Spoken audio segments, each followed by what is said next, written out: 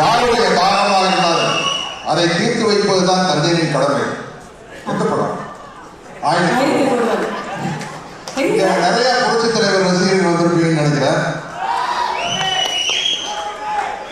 இங்க வாபாத்தியார நடிக்கிறது எங்க வீட்டு பிள்ளை சூர்யாவும் கார்த்தி. எங்க வீட்டு பிள்ளை வாத்தியாரா நடிக்கிறது எனக்கு ரொம்ப சந்தோஷம்.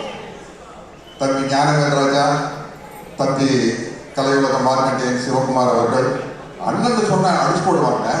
நீங்க சின்ன பையன் மாதிரி இருக்கிறீங்க, இவ்வளவு பேர் நான் எப்படி அண்ணனுக்கு சொல்றது? நலன் குமார் சார்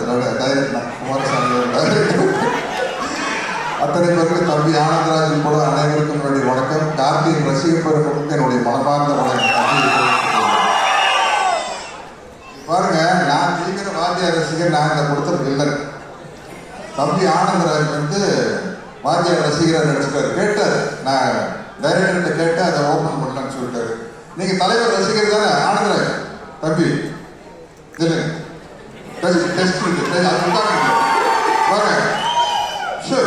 நான் சொல்ற டைலாக் எந்த படத்துல சொல்லு. சும்மா நடிச்ச கேரக்டரா? என் துரசாமி, என் தாய் எனக்கு பால் ஊட்டி வளர்த்தாங்க, இந்த நிலத்தாய் எனக்கு சோறு ஊட்டி வளர்த்தாங்கடா. தாயை விட்டு கொடுக்குற அளவுக்கு நான் கோடையிலடா. ஒரு குடி மண்ணுக்காக எந்த தியாகத்தையும் பண்ணக்கூடிய பரம்பரையில் வந்தவன் தானா? நூறு என்ன, ஆயிரம் என்ன, லட்சம் பேர் ஒன்று கூடி படையெடுத்து இருந்தாலும் இந்த இடத்தை விட்டு பிரிக்கவே முடியாதுடா. நான் ரத்த சித்துனா அது இந்த மண்ணை தான் நான் கலக்கும். நான் உடல் கீழே சாஞ்சா அது இந்த மண்ணை தான் நடக்கும். என் உயிர் போனா இது இந்த மண்ணை தான் நான் போகணும். ஆனா அந்த நேரத்துல நான் எழுப்ப போகும் உரிமை குரல் இங்கு மட்டும் இல்லை, எங்கெல்லாம் உழைக்கிறவன் இருக்கிறானோ, எங்கெல்லாம் அவனுடைய வேலை தொழில் விழுதோ, அங்கெல்லாம் என்னோட உரிமை குரல் உழைச்சிக்கிட்டே தாண்டா இருக்கும். அது சொன்னது பாதி பேர் உரிமை இது அவர் துப்பாக்கி சூடு வாங்கினதுக்கு அப்புறம் துப்பாக்கியில சுடுறதுக்கு முன்னாடி அவருடைய வாய்ஸ் தெரியுமா? ஒரு படத்துல அஞ்சலி தேவி அம்மா ஒரு சர்வாதிகாரி ராணி, அவங்க தலைவர் வந்தோன்னு அவங்க மேல கத்தி எடுத்து பேசிடுவாங்க. அப்ப தலைவர் பேசுவார், யோசனை, என்னை கொல்ல இருந்தீர்களே, அதே கட்டி உங்களையும் கொல்லும் என்பதை மறந்து விட்டீர்கள். குறிவைத்தால் தவற மாட்டேன், தவறுமானால் குறிவைக்க மாட்டேன்.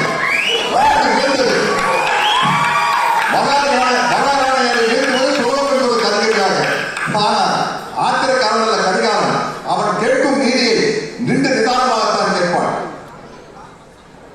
இது மகாதேவி அருமையோ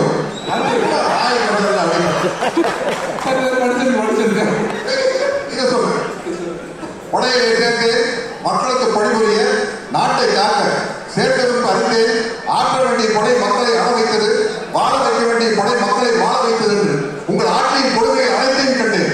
ஆதரவற்ற மக்கள் துடிப்பதையும் பார்த்தேன். மக்கள் அழுத கண்ணீர் ஆரம்ப பிறகு சண்டை வேண்டாம், உணவு வேண்டும், வாழ்வு வேண்டும் என்று அறவார்கள். அவர்களை அழைக்கச் சொல்லுவார் தளபதி. அணைக்கத்தாவ மனசாட்சி உள்ளம் முடித்தது, உதிரம் பொறித்தது. ஏன் இப்படி, எதற்காக, நடக்கலாமா, சரிதானா, இவைகளை எனக்கும் தானே கேட்டுக்கொண்டு ஒரே ஒரு முடிவுக்குத்தான் வந்தேன். மக்களிலே ஒரு தலைவனான முறையில் மன்னராட்சியின் அக்கிரமங்களுக்கு முடிவே இருக்காது என்பதை அறிந்து படையிலிருந்து விலகினேன். புரட்சி கூட்டத்திலே புகுந்தேன். புரட்சியில் ஒரு பயந்து விடாதீர்கள், இது ஆலயத்திற்கு ஆயுத புரட்சி அல்ல. அதில் எங்களுக்கு நம்பிக்கையும் இல்லை. ஆனால் நாங்கள் தீயிடுவோம், தீமைக்கு கொள்ளையடிப்போம், மக்கள் உள்ளங்களை குவித்து வைத்து அனுபவிப்போம். அறிவு பொருட்களை கத்தி இல்லாத, ரத்தம் சிந்தாத அறிவு புரட்சி என்று என்ன என்னை நம்பாமல் கெட்டவர்கள் நிறைய உண்டு, நம்பி கெட்டவர்கள் வெற்றுவதே இல்லை. அது சரி, மனோகர் சார் கேட்பார் வாத்தியாரை பார்த்து, நிலைத்து நிற்கும் என் அதிகாரத்தின் ஆழம் புரியவில்லை உனக்கு.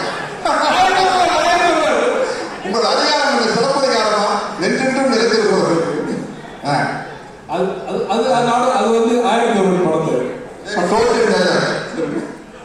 வீட்டுக்குள்ளே ஒட்டடை படையணும்னு யாருமே ஆசைப்படுறதில்லை. அது தானா படியும். வாழ்க்கையில வர துன்பங்கள் அப்படித்தான். அதை நாம தான் நம்ம மன உறுதியாக போகணும். விதேசில